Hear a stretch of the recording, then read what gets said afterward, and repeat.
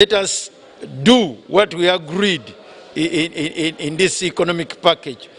Goods and labor must move freely. Today you cannot simply go and work in Rwanda, you cannot work in Kenya the way you want. If we fail to achieve that, then the political federation is still far. I think, yeah, it's good to try. But the Deputy President of Kenya, he has been in that office. They shouldn't be appealing only to one person. How far have they moved towards that? So because for political federation to really be achieved, it's one of the most difficult things. To achieve all this, it will require goodwill and working together for a common cause in the region. This is the reason why Kasiro County Member of Parliament Elijah Okupa wants East African vanguards of development to learn from other African regional blocs. We have not achieved the issue of the common currency. So and I'm not seeing it in the near future, given that even this COVID-19 has messed up everything. So there is no way we are going to jump the issue of the common currency and go straight away to the political federation. There are things in the treaty that are not even practical yet. For example, if you are studying in Kenya or Uganda, you must not pay as an international student if we are talking about integration issues. But these things are not yet at play. So we really need to make the treaty functional and also have these issues of mistrust addressed. But clearly, harmonization of the relationship between the borders must also be addressed if we are to discuss anything to do with federation. These concerns by MPs are in line with President Yoweri Museveni's call to the recently sworn cabinet. I, Rebecca Alitwala Kadaga. The new ministers have since committed to driving the prescribed pillars forward, including regional integration of East Africa. Henry Okrut, UBC.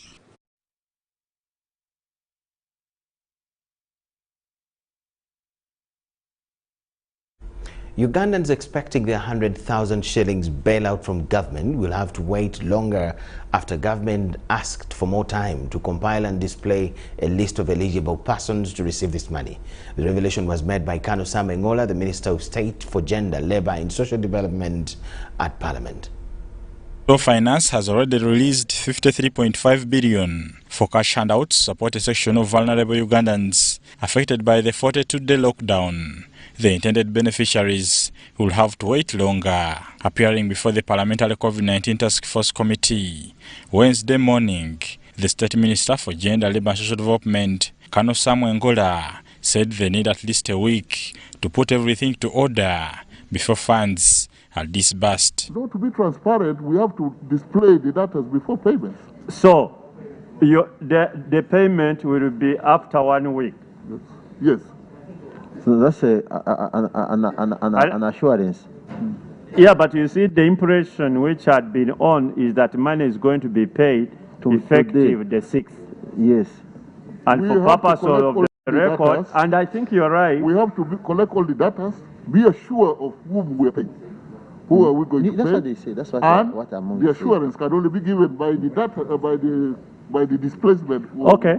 Payment will be after display of the register, yes? Yes. The Uganda shillings 100,000 relief cash targets over 500,000 households, with about 2 million Ugandans categorized as vulnerable, especially in cities and municipalities, are expected to benefit. However, Kano Engola and officials from the Ministry of Gender found a hard time explaining to the committee the criteria used in selecting the beneficiaries. Has also been seen in Mobende, where people are like, the people who have been put on the list are just relatives of those people who are registering. Because if it's going to be compiled before they start sending money, can't we also be given a copy of this list? Okay, let's do this. Not that list, when are we going to have the complete list? We think by ironing up all this that is coming. Honorable Kano Engola. Yes, when are we going to have that list? Mr. Chairman, I cannot say we are going to have this list today, tomorrow. No. You give us. We are going to give you the time. When are we going to have that list? Why didn't you include the town council? Because the effect of COVID on the people who depend on daily earnings in the Kampala Metropolitan, in the municipality and urban council is the same. This category of group have homes where they do what? They stay in the villages. For town councils? Yes. To some legislators, the shillings 100,000 is not enough. You even budgeted for these people, the 100,000. Who of you can feed on this amount? You are saying, according to your budget, you are giving them to get cooking oil. They will get a bar of soap, beans with no charcoal. Honourable Minister, sasa ninaomba niambie, wanapata chakula bila chumvi. Do you take food without salt? In your budget there is no salt and sugar, and no charcoal. How do you generate all this? Mr. Chair, the 42 days and 100,000 package that is being given for the Ugandans within the urban settings is a drop in an ocean of needs. I thought in the paper that was presented here would be given what next after the 100,000 is given. They also questioned the ministry's response plan after lockdown, in line with the rising cases of suicide in some parts of the country. And this suicide is driven by psychosocial issues around COVID-19. There is the need for a psychosocial support package. Kanuengola assured the committee that despite the challenges, beneficiaries will receive their package. For us, we're working on this issue of these few groups whom we feel can bring danger to the community. For patients, I am also asking people, all Uganda, to be patient, and we come out with the plan. No, my patience is different. The patience with my members is not your patience. Government has since last week been generating data for the vulnerable people eligible to benefit from the 100,000 COVID relief cash. The town councils are in villages. No. Bernard Higa, UBC News. National Planning Authority, together with Pennsylvania State University, have developed a model that makes predictions of COVID-19 infection cases for every 2 weeks. According to the Executive Director, National Planning Authority, Dr. Joseph Mvawala, the development of the model aims at determining the causes of neonatal mortality in Uganda.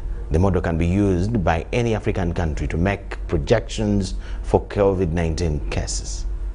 We decided to develop a model which forecasts the numbers, which tells government how the numbers are going to move. The model, as it is, makes predictions of the COVID-19 infection cases for every 2 weeks. So we can give you more numbers for 2 weeks ahead, how it is going to be. And today I will give you our projections for the next 2 weeks. The last 3 months we've been checking this model. It has been 97% accurate, that every time we give you a number 10,000, the Ministry of Health, the actual number, will only be less within the margin of 3%. That despite the lockdown, the new model predicts cases that are now beginning to tamper. You can already see that in the last week, we projected 7,259 cases. In the week that are coming, we are projecting 7,214. Right now, our model is ready. We will project what will even happen in another round if you change your behaviors in a certain way. Ministry of Health is under attack over failure to provide 42,000 specialized treatment beds as a countermeasure to contain the soaring numbers of COVID-19 patients for admission in national and regional referral hospitals across the country. The President made a directive last financial year and the budget to have 42,000 beds made. The Health Ministry to date has failed to make the 42,000 specialized treatment beds procurement. Out of this projection, the ministry says it has only procured 2,000 beds, and in this special report on the procurement of the 42,000 specialized treatment beds to the national and all regional referral hospitals, our reporter Nasil Lukomwa explores with the Minister for Health, Dr. Jenrutha Cheng, why the ministry has failed to procure the beds and who to blame for the slow pace of the procurement process amidst a dire need for the beds in the country. President Yoweri Kaguta Museveni directed the Minister of Health to procure a total of 42,000 specialized beds to be installed in all government hospitals across the country as an immediate response to the demand of COVID-19 pressure exerted on the sector. I told these people, as a strategy, assume we reach the danger point of Italy, 42,000. How far have you gone now? We have submitted a budget, Your Excellency, to finance. No. How far have you gone now to expanding the bed capacity? Yes. We are now we are trying to establish more beds, at least 60 at regional referral hospital. How many beds do you have total in your mind? Total. Because I told you 42,000. We have about 3,000 beds. Now you can see that they didn't listen to my so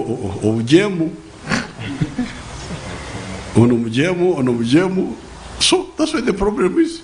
This commitment to the people of Uganda was made last year. However, it has remained a partial fulfillment on paper to date.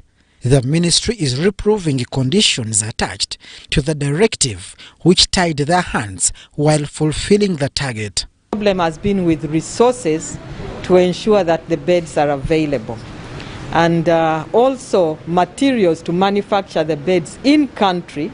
The cumbersome procurement laws failed the procurement and the full-scale response of the sector to the pandemic. The Health Minister, Dr. Jenrutha Cheng, files fault in the terms and conditions that were given by the President, limiting them to only domestic manufacturers. The directive was to follow Buy Uganda, Build Uganda. So the manufacturers had a bit of a delay because of securing the raw materials which had to come in from abroad, and they have been advised to use our raw materials here. According to official ministry records, Minister of Health signed 3 contracts with joint medical stores worth 1.3 billion Uganda shillings to supply 1,000 beds and mattresses, 2,000 blankets and 2,000 bed sheets. In the delivery, notices of joint medical stores and acknowledgement receipts, the Minister of Health categorically admits having received a total of 1,000 beds, 1,000 mattresses and 1,000 blankets, and were delivered to Nambole National Stadium. So far, they have been releasing beds to the Ministry of Health in small bits. Before this wave, we got 1,300 beds. Another 4,600 beds is on the way, and another 10,000 is being manufactured. Out of which 700 beds were fixed in Mandela Auxiliary Treatment Center, while 300 were relocated to Mulago National Referral Hospital and are being utilized by COVID-19 patients.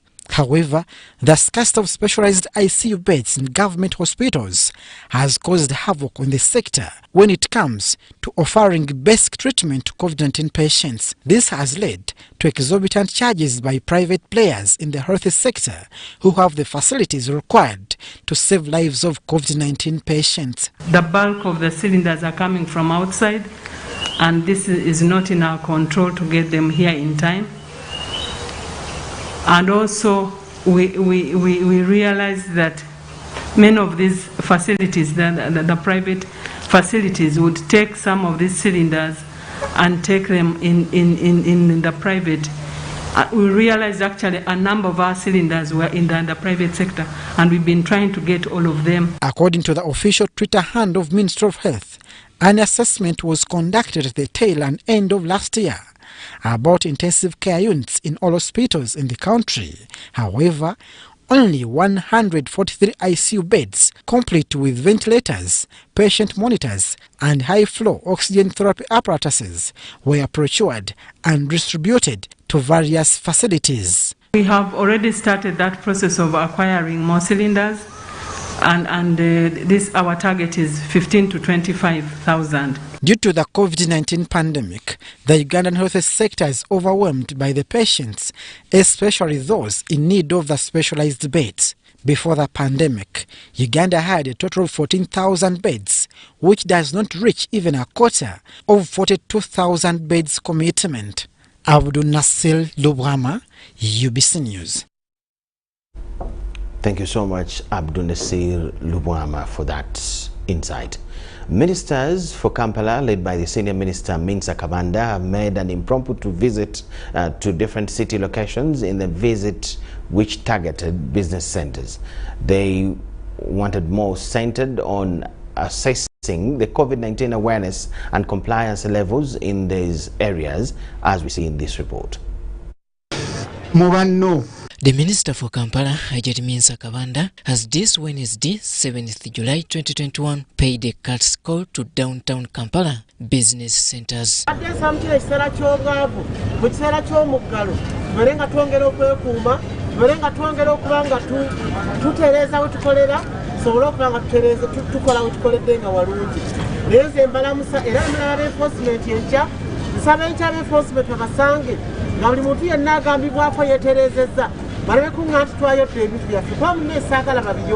Flanked by her deputy, Chofato Kabuye, the RCC for Kampala, Hud Hussein, among others, the tour was intended to ascertain the operational environment and awareness of the COVID-19 pandemic.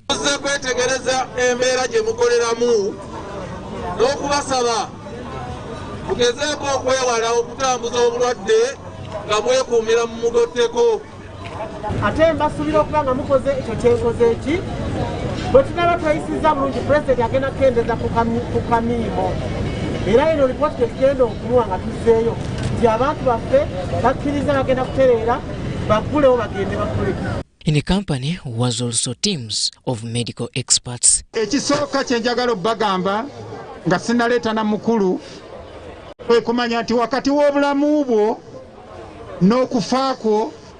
wakati waka masiki kano naye masiki tojambaza kalevu masiki jambaze ngebike nyindo n'omumwa.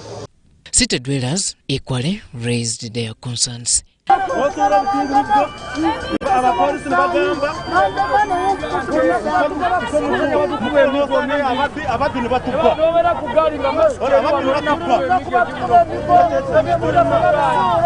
The ongoing COVID-19 relief assistance database compilation was also among the key concerns from city dwellers. Robert Onyango, UBC News.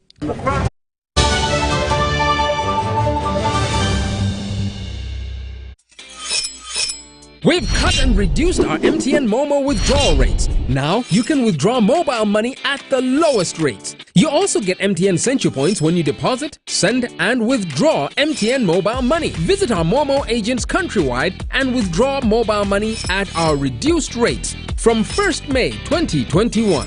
Everywhere you go, MTN.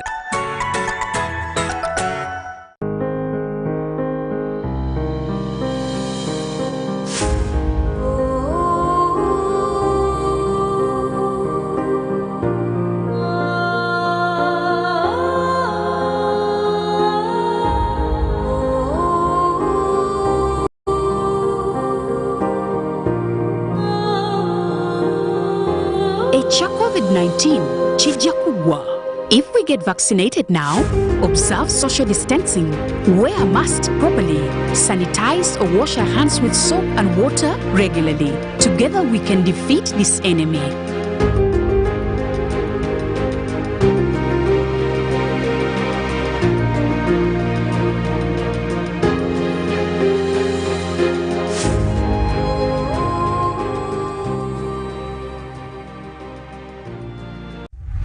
In efforts To improve quality assurance and Uganda's competitiveness as a tourist destination, Uganda Tourism Board is set to undertake a nationwide grading and classification exercise of hotel and accommodation facilities. As a member of the East African community, Uganda subscribes to the East African Grading and Classification Criteria, a system denoted by stars ranging from 1 to 5. The grading and classification exercise will be crowned by the awarding of star ratings to facilities found compliant to the EAC minimum standards. This is therefore a call to all accommodation and facility owners and managers to register and get licensed by UTB as a requirement and get ready for participation. For more information, visit www.utb.go.ug or email qualityassurance@utb.go.ug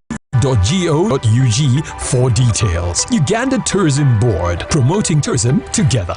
Airtel Uganda has the best and most affordable rates when it comes to withdrawing and sending money. Withdraw money for as low as 330 shillings up to a maximum of 12,500 shillings. Sending money is just as affordable as ever. Absolutely unbeatable. Use Airtel Money on the most affordable network with the largest network of Airtel Money branches in Uganda. Dial *185# to get started. Airtel Money. Simple, secure, borderless.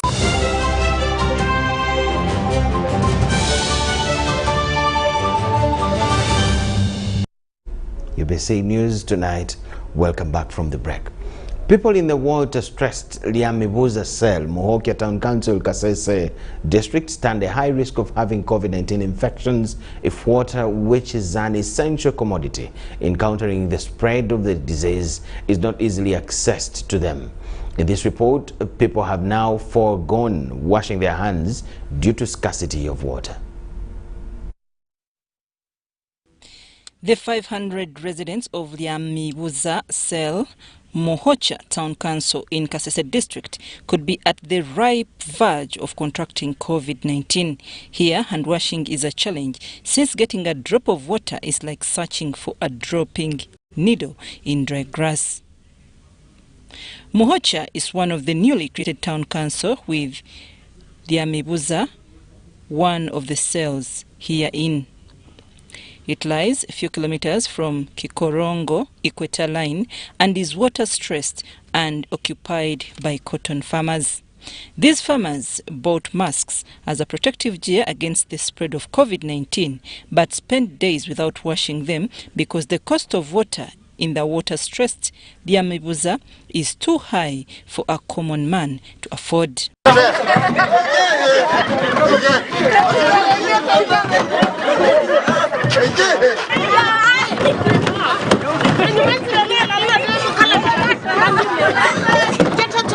Reason of corona, my people are not safe.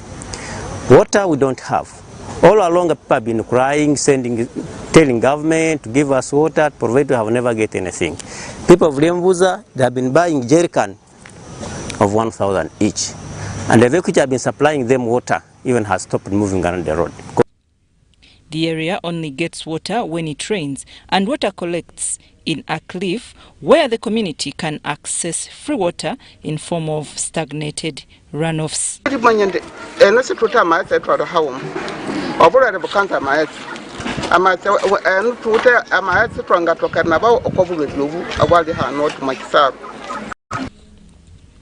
When UBC visited this cliff, the water source had dried up for several days, but the community still treks the valley in search of water, but in vain.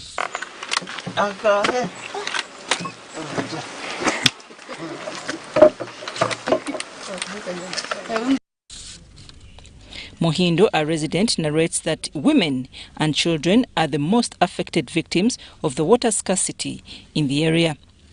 They trek the dangerous valley in the wilderness. Upon failing to have a drop of water, the community members resort to buying water from those vending water, who sells a 20-litre jerrycan at 1,000 shillings. Teddy Kabugo, also a resident here, says her family can only afford 2 gallons of water.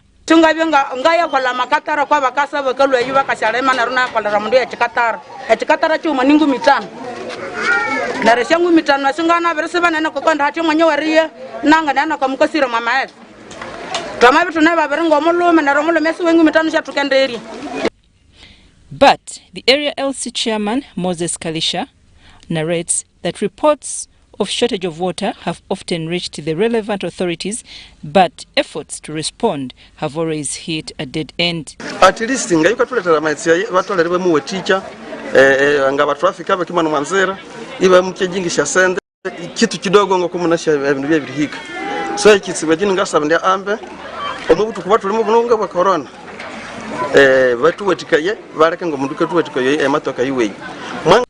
Michael Baluku, a water vendor here, says the scarcity of water here is causing fortunes to them, and he's considering hiking a jerrycan of water from 1,000 to 2,000. Tole ebiri kitundu kati domolo zino 15 nzijamu emitwalo ejo 5 bw'ojja ku emitwalo ebiri kitundu osigazaako emitwalo 2. I'm Nafka Farida and Stephen Kalisia. The resident district commissioner Gulu Osbano-Cheng has given all health workers 3 days to get vaccinated or get arrested. This follows allegations that the elites in Amuru district are spreading false information about vaccination, which has undermined the exercise. Ocheng attributed the low turn of people for vaccination to the elites and frontline health workers' harmful propaganda on the vaccines. Amuru District Health Officer Patrick Odongo Luedo has revealed that the Ministry of Health threatened to withdraw the vaccines because of the low intake.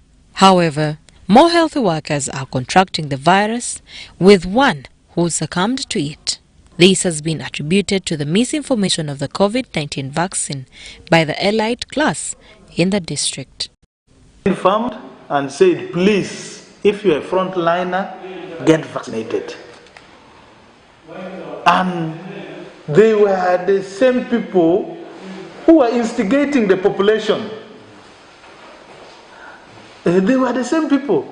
Because if someone who have gone to school is shunning the vaccine, what about someone who have not? The resident district commissioner Osbano-Cheng pinpointed on frontline workers. Nation, at the moment, they are not in this second dose. Most of them, we realize they got their vaccine late. So their due date for second dose is not now. Most of them will start in 2 weeks to come. District Surveillance Officer Okello Milton Stephen says the laxity by the elites is affecting the exercise. And the health workers 3 days. Wednesday, Thursday, and Friday.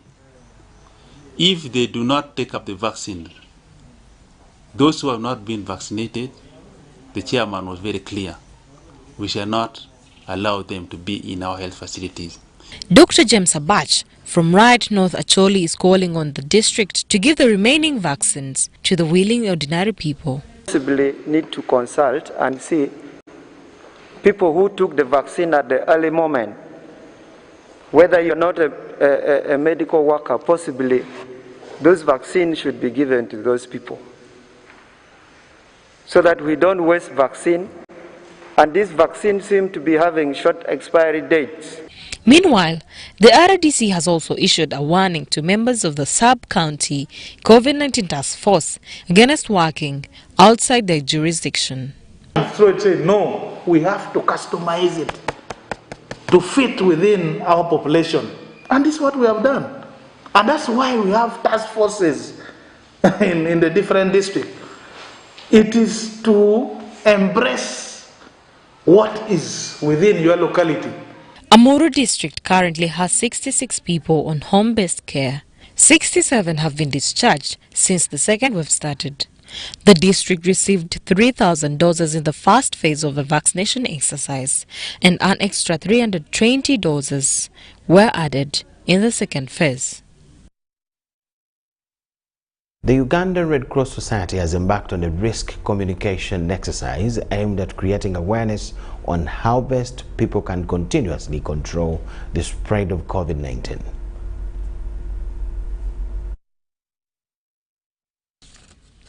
The Uganda Red Cross has identified key risky areas in Jinja City and the district at large to benefit from the free risky communication exercise. This guidance has been given by the COVID-19 Jinja Task Force. The program has 150 trained members who move around with portable speakers telling people how best they can observe SOPs and fight COVID-19. Our friends here in the market on how COVID-19 can be prevented. But the bit of it, actually, the situation here, people are observing SOPs. They are putting on masks. They are trying to observe the social distance.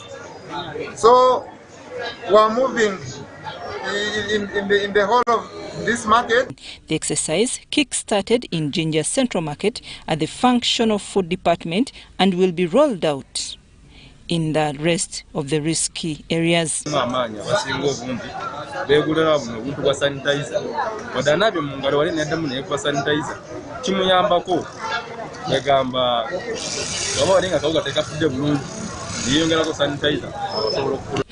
manager, Red Cross Jinja Branch, Kenneth Katagaya, told the people not to relax or else will be killed by the deadly COVID-19.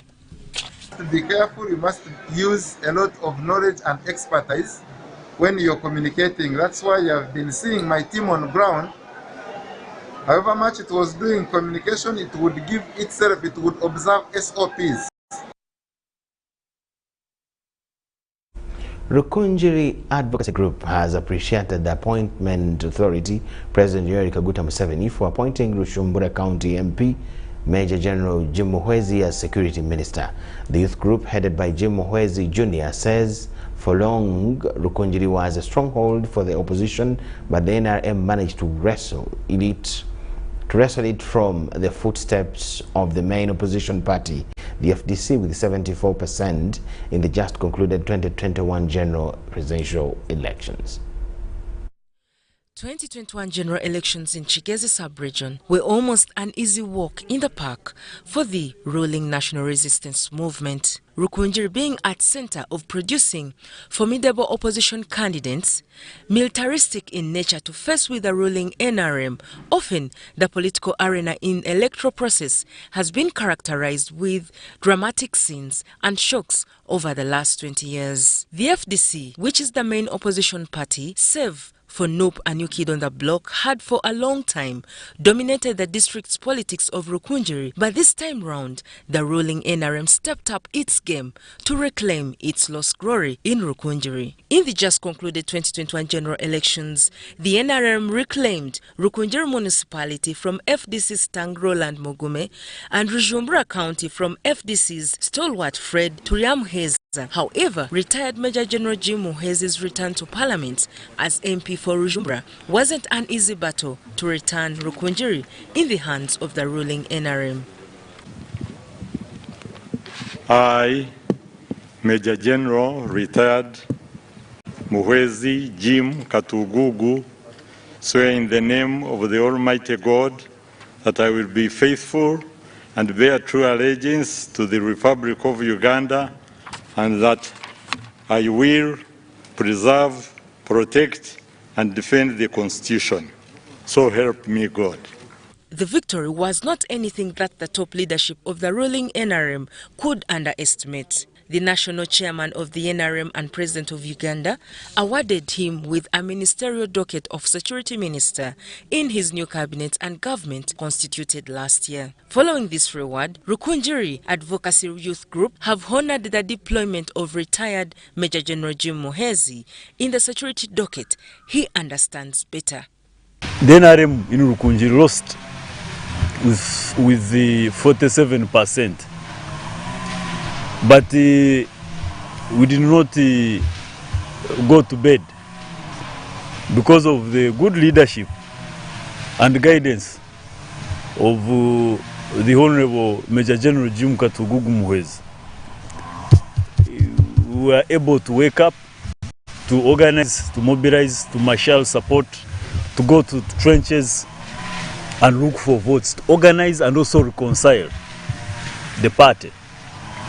Retired Major General Jim Muhwezi, when he lost the 2026 victory to FDC's Fred Ruyamheza, he opted to pitch camp in Rukunjiri to restore the NRM glory and also identify out what had gone wrong for him to lose Rujumbura County to the FDC. Indeed, the magic worked and the NRM reclaimed Rukunjiri with 74% victory margin. But what do the youth in Rukunjiri attribute the victory to, other than the wider political analysis? To organize, to mobilize, to marshal support, to go to trenches and look for votes, to organize and also reconcile the party. So we worked on very many issues with the leadership of General Muhwezi. And for the first time in so many years, the biggest portion of Rukunjiri district went to the NRM. Helen Barbara Jizamba reporting for UBC TV News. Residents of Nkumba, Bendegere Katabi Town Council have razed down a resident's house suspected to have taken part in the kidnapping and killing of his neighbor's 6-year-old son, identified as Joram Kato. According to the area LC1 chairperson, Sam Mpanga, the residents turned rowdy and razed the property of Awan Mayanja after he was arrested along with his son Moses Kaye Mando and a yet-to-be-identified man in connection with the murder of Eria, whereas son Joram Kato.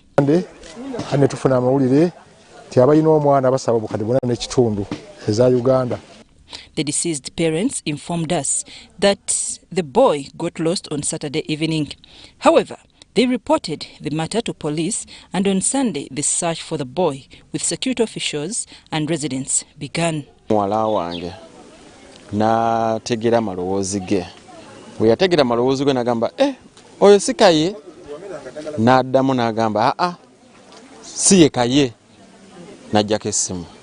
Mpanga said the parents of the deceased boy informed him of unknown people who had kidnapped the boy and called asking for a ransom. However, they turned off their phones.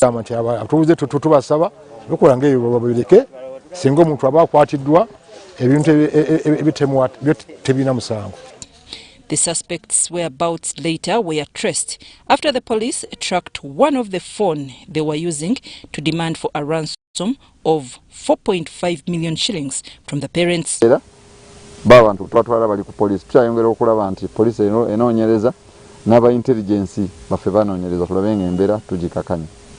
The area councillor, John Muhire, said there is an increase in crimes associated to drug abuse. However, 4 suspects are now detained at Entebbe Main Police Station as investigations into the murder commence.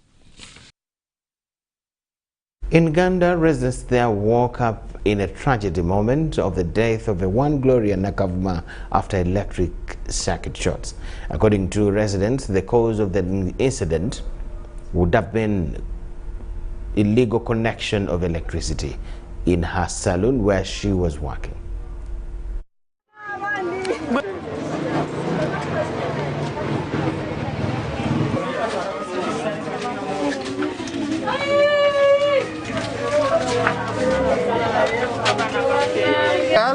Gloria was being trained in one of the salons, came from fetching water.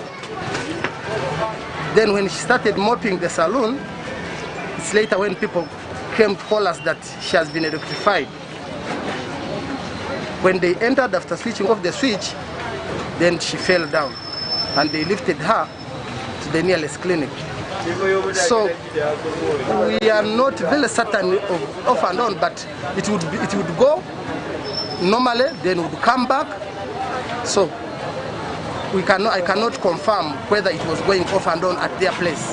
Tufunye njega wano masanyalaze gaso omwana naye omulanga gusinga genda mbawumeme bagende bakola agakwekweto oba oluusi babeera ku malyansimbi bayita ku main road wano teri kisinga kubeera kizibu nnyo nga bitundu bya geteego. Kati bw'otunuulira wansi eyo mu swamp areas abantu waya omu ye yalina amasannyalaze wano naye gatambula ku mayumba agakavalinga meters nga 15 okuva ku nnyumba emu. Kitegeeza obulabe obubeera mu kufa kw'abantu kujja kubeera bungi nnyo. Kyakubiri otunula empayalinga gye bawayalingawo wano waya ezimu zaayita kungulu ate ng'omwana abadde akolera mu kyuma nga kya meto. Kyensinza okumanya kyensembeyo okumanya nannyini firigi yeewaze akozesa omwana agambye omwana namugambye dda amasannyalaze firigi yafa. Kitegeeza oba olw'okuvaako kw'amasannyalaze n'okuddako ndowooza bakyatta firigi bagajjako bwe gajja ne gajja mangi ne tubeera mu nzikiza ate abagundi baagala ssente abawumeme olujja nga bajja ne bagajjako ndowooza bagajjako kiro tugenda okuzuuka nga tekuli batuyambe abawumeme balongooze amasannyalaze kuba tukooye batujjamu ssente fe bayiba nga tujjamu 11 bakirira nga amasannyalaze gavuddeko.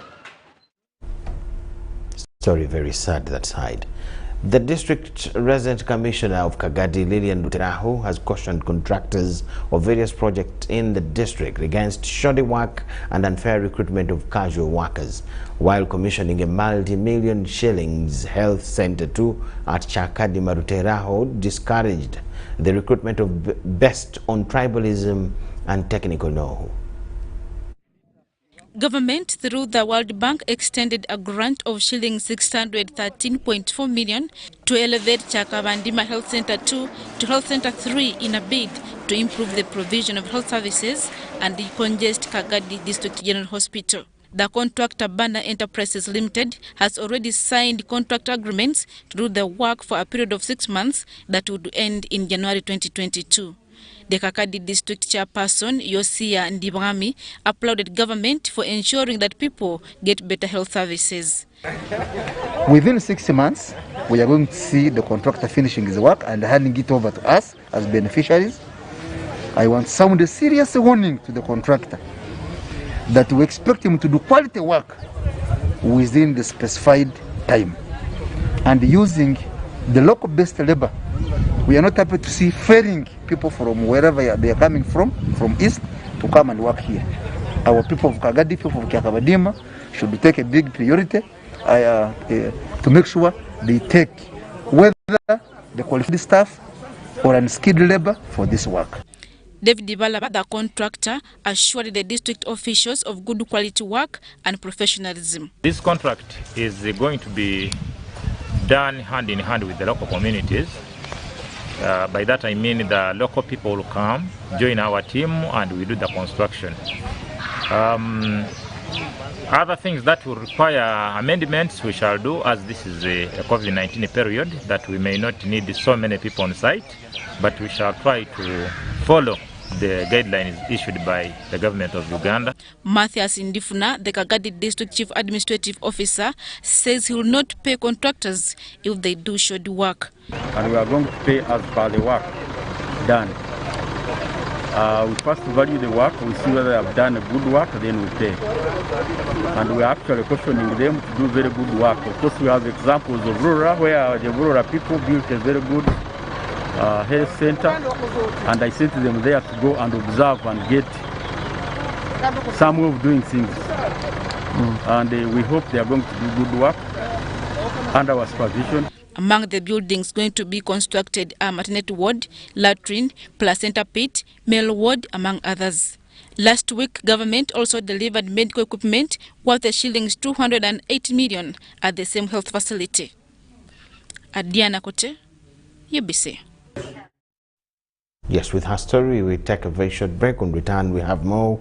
Thank you so much for watching. Please keep it with us.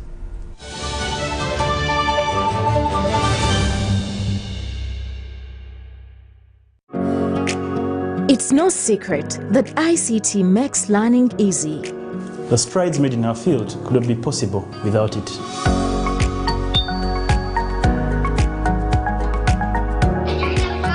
And now we can watch our favorite shows.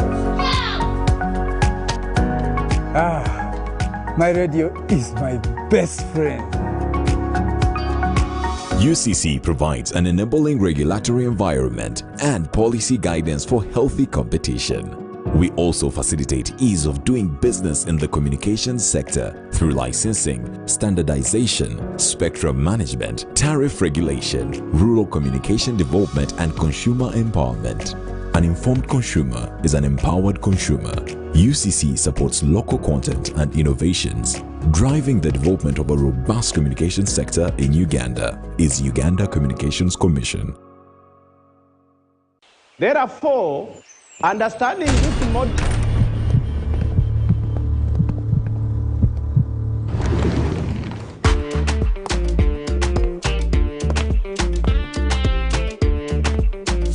Hey, excuse me, lady. Who do you think you are? A queen? Hey, haven't heard. Get Airtel Chillax bundles and browse like a queen. Get Airtel Chillax bundles that do not expire and browse like a queen or king. Dial *175# or use My Airtel app. Airtel, the smartphone network. Introducing to you the Faculty of Interdisciplinary Studies, Mbarara University of Science and Technology. We run academic programs designed to create an interface between academics, industry, and the community. We aim at offering hands-on learning experience and skills that suit continuous evolving societal needs. Join the Faculty of Interdisciplinary Studies today for undergraduate training in Bachelor of Science in Planning and Community Development, Bachelor of Science in Gender and Applied Women Health, and Bachelor of Science in Agricultural Livelihoods and Farm Production. For postgraduate programs, we offer Master of Arts in Planning and Governance, Master of Arts in Development Studies, Master of Arts in Peace and Conflict Studies, Postgraduate Diploma in Criminology, and PhD in Development Studies. For inquiries, please contact us through our email dean.fis@mass.ac.ug or admissions@mass.ac.ug, or you can call the Dean directly on 0782827777 or 0701778699. Electronic applications are also available on our website, applications.mass.ac.ug. Succeed we must.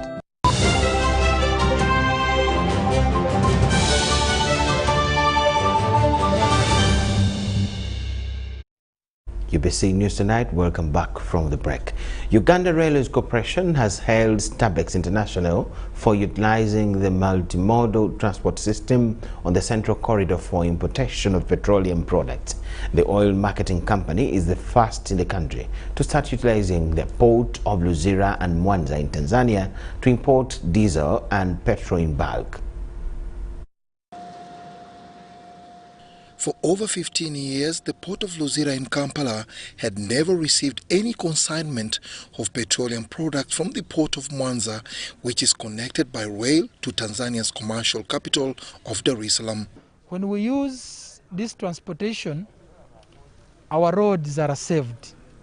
I was told there are some roads, even before the 10 years, the road is spoiled due to the heavy cargo we are transporting on those roads.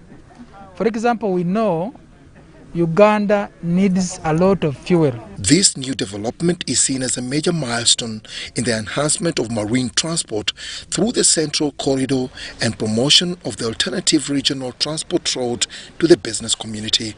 This route, for your information, has been rehabilitated. The meter gauge, 80% has been rehabilitated from Dar es Salaam to Mwanza. That means the transit time has reduced from 4 days to 2 to 3 days. So it's an opportunity that railway can grasp and utilize. So much investment has gone into the Central Corridor. So this is really a very welcome development for the Ugandan shippers. We're going to see increased trade, it's very clear, lowering of cost, and that lowering of costs means businesses can be more competitive.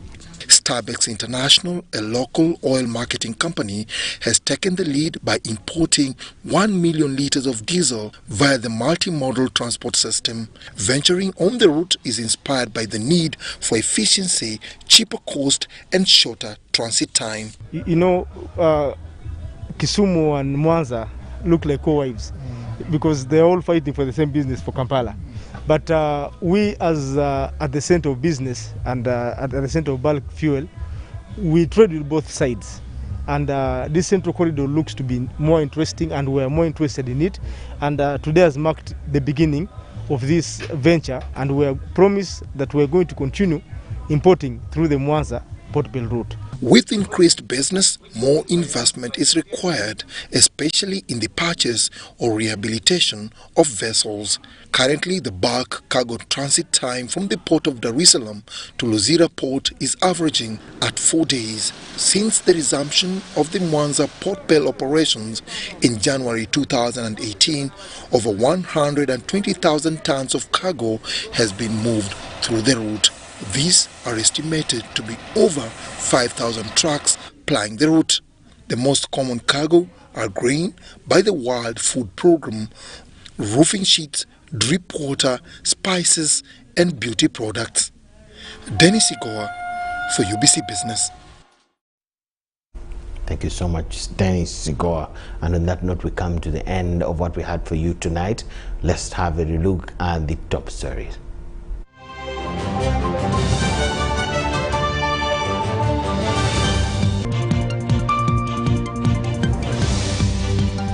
Ugandan MPs agree with Kenya's Vice President on the speed up of the East African Federation, but call for more reforms. Gulu RDC gives all health workers not yet vaccinated 3 days deadline or else get arrested. Police and sister security agencies tighten the grip on people forcing themselves in town.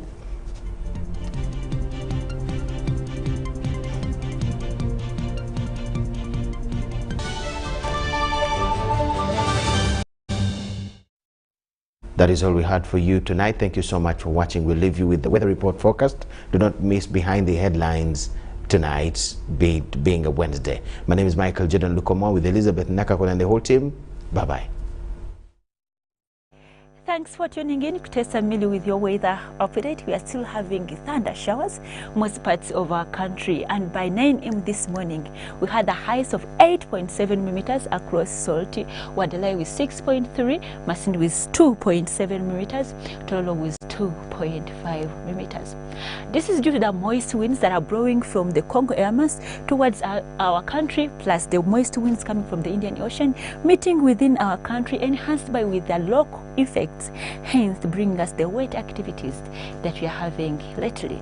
Tomorrow morning, though, we expect to wake up with thunder showers in most parts of our country, apart from some few areas in southwestern of our country that are expected to have sunny intervals. And this situation is expected to continue even in afternoon hours. Temperature rise up to 30 degrees of maximum across Kasese. That is still pretty hot. In the northern part of our country, we are seeing a reduction in temperatures up to 26 degrees Celsius. That is a little low concerning the northern part of our region, but in our capital city, Kampala, with a maximum of 27 degrees Celsius. You is moving out of our country towards other places. We are forecasting sunny conditions across Abu Dhabi with a maximum of 44 degrees Celsius. Beijing and Washington expect to have sunny intervals with a maximum of 33 degrees Celsius. London and Cape Town, for them, are going to expecting to have light showers. Thanks for tuning in on UBC. I remain Tessa Millie. Stay tuned and see you tomorrow.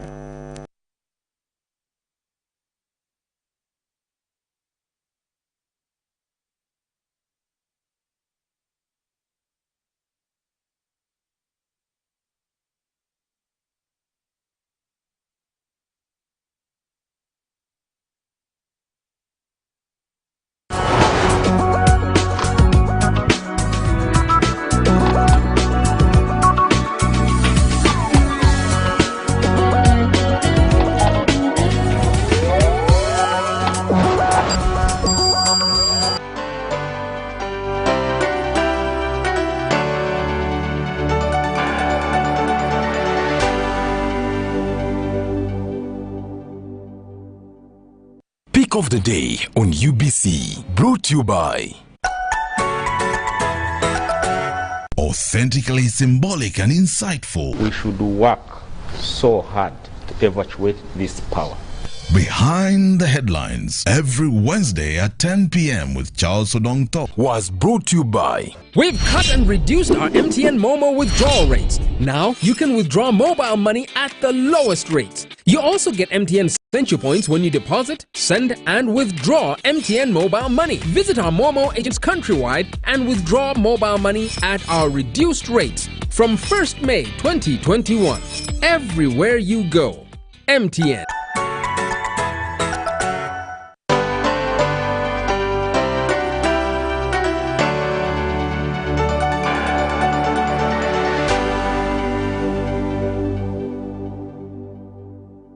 We also have enough air. It is intellectually engaging. And you can only become a leader when there are problems. I like that. The same applies to Rwanda, Burundi. So what are we federating? Whether rats from another country can be, I mean, somebody must be there to hold everybody accountable. But at the moment, we would rather deal with what we have, make it right. First of all, we as elites of Uganda, we have made Museveni the issue. I can tell him Museveni is not the problem of Uganda. The problems of Uganda are much deeper. We can change the next 20 presidents and we'll still be this roundabout. Deeply incisive. The different political forces that we have in the country, in the country, we don't seem to really have achieved that minimum political consensus over certain things. Authentically symbolic and insightful. Behind the Headlines, every Wednesday at 10 p.m. with Charles Odongto. Very welcome. Probably the most experienced talk show moderator in Uganda, with a team of illustrious panelists. Honorable Abdul Katuntu, a seasoned legislator, politician, and senior lawyer. The worst that can happen to any society is to have a press which is ignorant. Honorable Margaret Mohanga, a veteran journalist, legislator, entrepreneur, and development consultant. And Ramadan Gobi, an economist and university don. Only audit institutions, effective budget tracking, e-government, e-procurement, and curbing illicit financial flow, they are the only practical ways of fighting corruption. So, all on your public broadcaster, UBC, inspiring Uganda.